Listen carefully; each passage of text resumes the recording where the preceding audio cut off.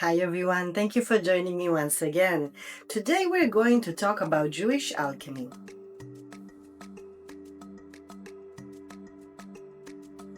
All throughout history, we can come across many different manuscripts dealing with this concept of alchemy.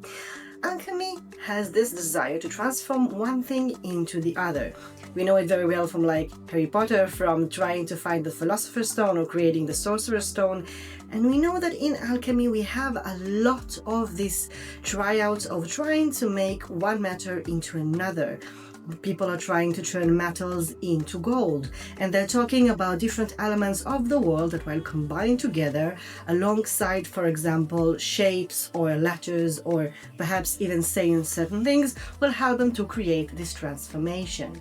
Jewish alchemy is very interesting because it does talk about the elements of the world, but it's not dealing mainly with trying to transform one matter into the other, although of course alchemy itself is a very huge thing to talk about. We're just relating to a few specific things. But in Jewish alchemy, the idea is to fix the world throughout a series of actions and working with the elements of the world. For example, in books like the Book of Creation, which is dating back almost 2,000 years, and we can find it in print and in manuscripts from the Middle Ages on, or even books like the Zohar, the Kabbalah from the late Middle Ages on. They talk about the fact that during the process of creation, there were pieces of raw matter that fell into the world alongside with these divine pieces that are shining like stars.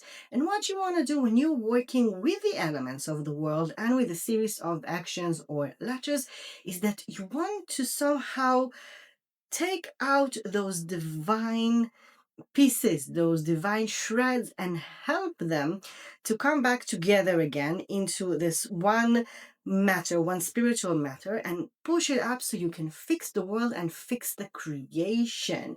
They use many of the things that we know from alchemy, the elements of the world. For example, in the Book of Creation, you see a serpent in the middle of the earth, surrounded by planets and the elements such as earth, water, air, fire.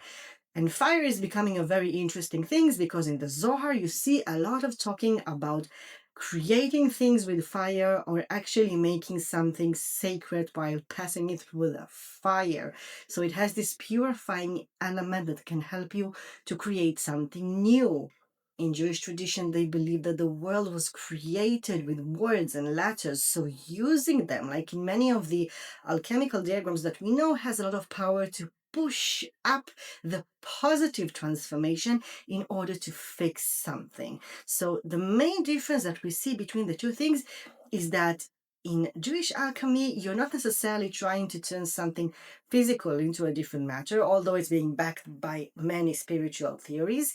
You actually want to do something in order to fix the world spiritually so you can fix the elements within creation itself.